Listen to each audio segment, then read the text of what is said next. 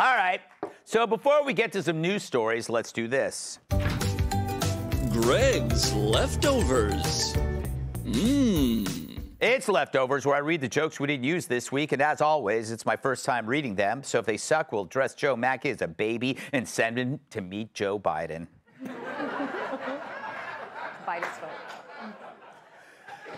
Last night, Dr. Jill Biden dressed up as a panda for Halloween at an event at the White House. And as you can see, Joe dressed as his favorite character from The Walking Dead. But it makes sense for Jill to dress up like a panda. After all, she's owned by China and never has sex. Joe loved her costume, saying he always wanted a Dalmatian as a child.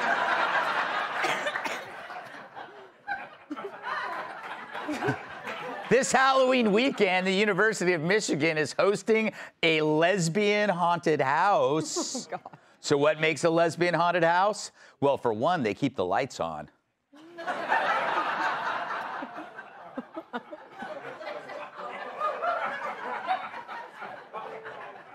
A new study shows there's not enough time in the universe for a team of monkeys to eventually type the works of Shakespeare.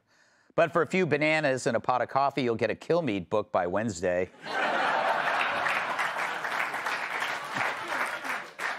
Mark Cuban claimed there are no strong, intelligent women around Trump. Well, I guess you could say the same thing about Doug Emhoff.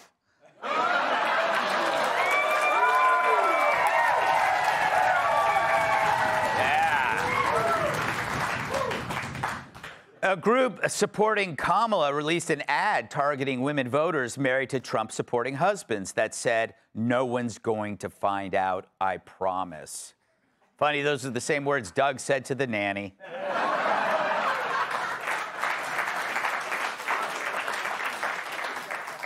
A Russian court ruled that Google owes the country's media stations $20 decillion in fines for blocking their content. Wow. Usually to see that many zeros, you'd have to go to a meeting of Todd Pyro's fan club.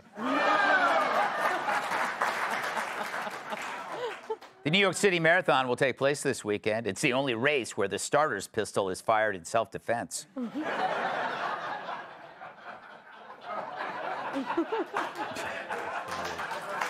Yeah. Sad but true. After 16 years, Andrea Mitchell says she's ending her daytime MSNBC show. She says she wants to spend more time being embalmed. This is the weekend we're supposed to set our clocks back an hour, huh? This is how it works. You gain an hour this weekend, and then you lose an hour when you watch this.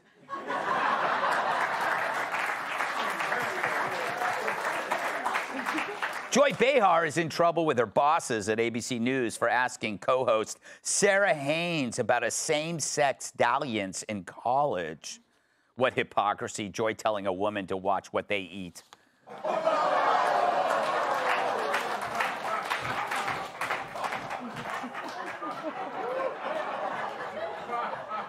Barack Obama recently told People magazine about advances that women made on him while he was president.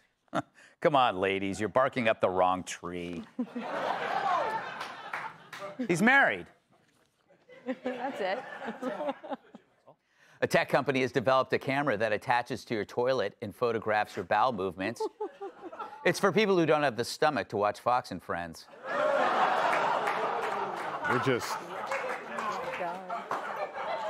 just getting our CNN Plus on right now. Yeah, this week, the Radio City Rockettes welcomed animals for the Christmas Spectacular, including camels, donkeys, and sheep. Or as some New Yorkers call them, delicious. Finally, in London, someone stole 22 metric tons of award-winning cheese. Did someone say cheese? Asked one man. Never fails. Never fails.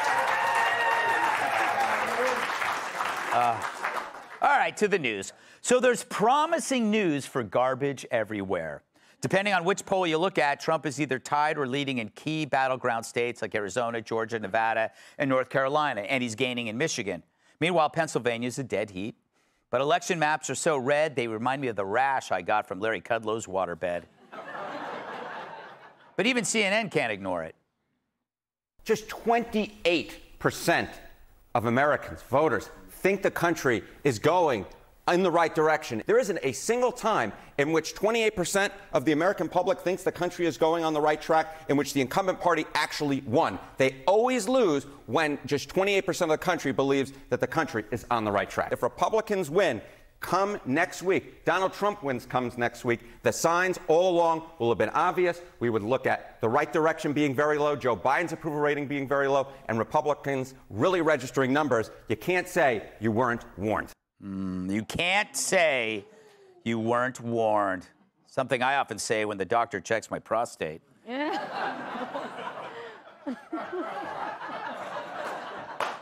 Suffice to say, it's looking pretty good for Trump and the GOP. They have more wind at their back than Joe Biden after a whole box of Fiber One.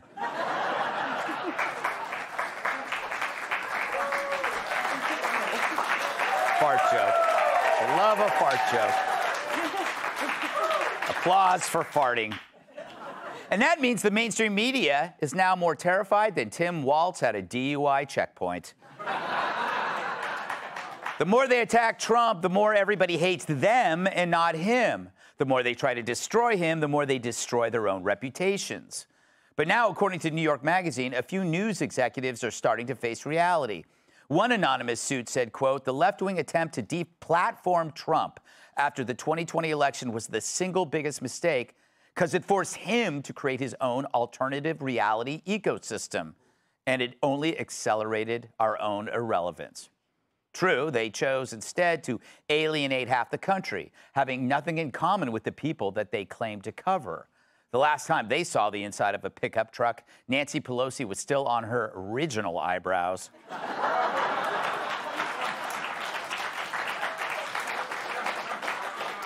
Another insider said if half the country has decided that Trump is qualified to be president, that means they're not reading any of this media, and we've lost this audience completely. A Trump victory means mainstream media is dead in its current form.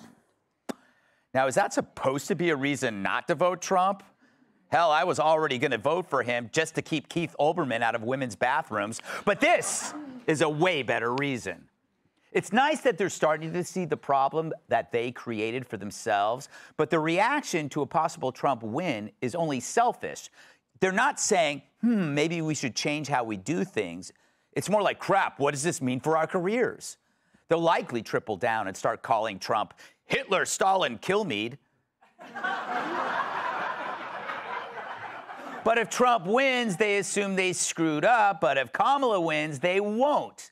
So by their own admission, they're copping to choosing the wrong side instead of admitting to the failure of choosing a side to begin with. Even if Harris were to win, they still won't admit to their professional corruption. And if Donald wins, their only change won't be to rethink the bias of their cloistered bubble, but actually lean into advocacy even more. The original premise of their industry was to show people the world. Now it's to show the world who they are. Rather than reflect reality, they reflect their terminal arrogance. And so their reputations are worse than P. Diddy's, but they still keep applying the baby oil. It's like the news is a zombie that doesn't know it's dead, but still walking around trying to do the same things over and over. No wonder they protected Biden and now Kamala. They thought they were one of them, all in search of brains. All right.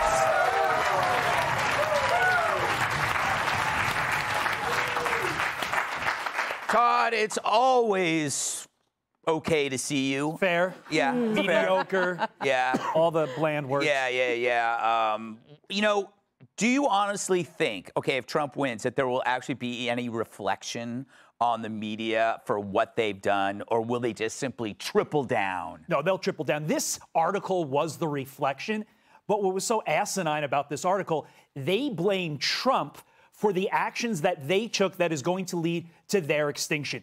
The plan would have been simple, and they would still be alive and have a future if they just followed, to your point, what their marching orders were at the outset. provide unbiased facts, let the audience decide, but instead, they got TDS. They got Trump derangement syndrome, and their entire focus was on getting Trump.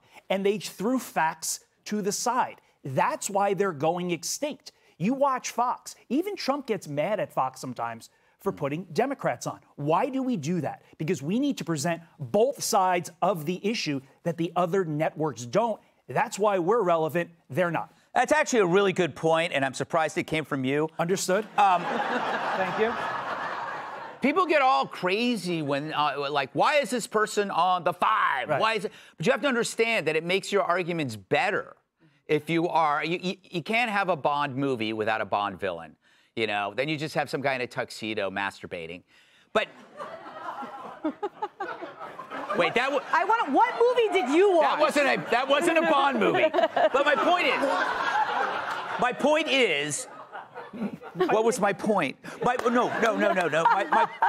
My point. It was his Wednesday night.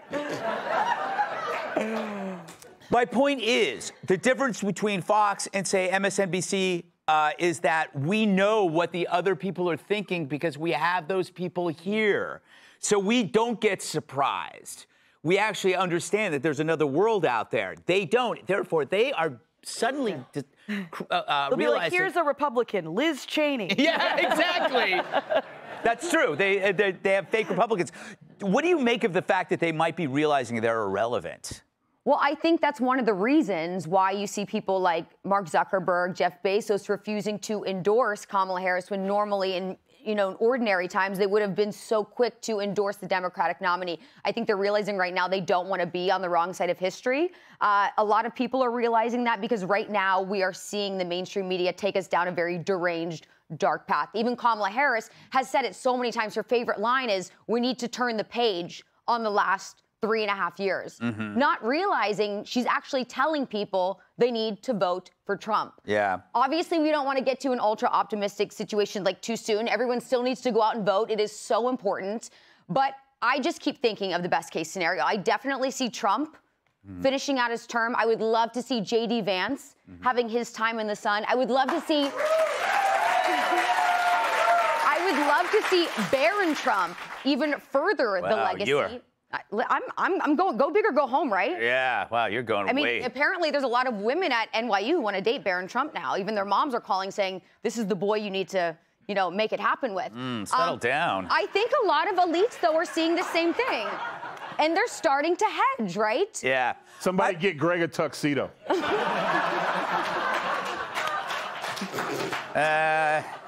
Every time I wear a tuxedo, penguins try to rape me.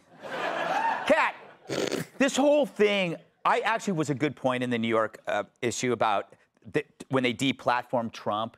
It pushed him to create his own ecosystem, and now they're ruining that day. There's actually a pretty good point there, but what do you say? Yeah, because the more he talks, then there was the more chance of them to have find things to latch on to, where he said this and da-da-da. Look, I mean, I feel like everybody's pretty confident right now that Trump's going to win. I do think he will, but also it's possible he wouldn't because men don't vote. Yeah, it's a good, yeah. But they don't. Men, overwhelmingly more women generally actually go out there and vote than men do. It scares me because I hear that about Pennsylvania, and it's like, dudes, you got to get out there, man. Maybe they will. Maybe I don't know. But it is interesting to see. I mean, even people are saying it. This, okay, don't be surprised. Don't be surprised. Which I don't think anybody would be, but.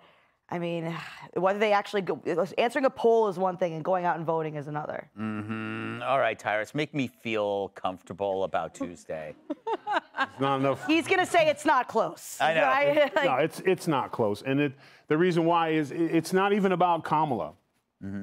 Kamala is just who they put up there. It is about the spitting in the face of the American way, and most importantly, the American man and the American family. Bud Light tried. We saw what happened. And it wasn't the people who made videos and complained. It was the people who says, we're not buying your product anymore. This is an American movement because we've said enough. And President Trump is benefiting from that, not from his warm personality, but the fact that he was saying, I'm hearing you. You want policies. You want things fixed. I'm willing to do that. They're like, we're going to listen to you. The other side doesn't say anything because they're convinced the American people are dumb. We don't know what's good for us. That's why they can put someone like Kamala forth, who cannot put a sentence together that makes sense to any voter. So this isn't even about her. And this is a put the foot on the neck moment to where the American people are going to be heard so loud that they'll be like, the next time you decide to run the government yourself, we will not be there. Because that's what this is really about. Joe Biden was not running this country. You spit in the intelligence of the American people. That's what this is about. But here's the thing. No matter what happens on Tuesday, there are still worse things that you could hear besides your person not getting in. Yeah. Roll it. Nothing else worse can happen, Mom. We're going to be okay. That's me. That's me as Janelle from 16 and Pregnant.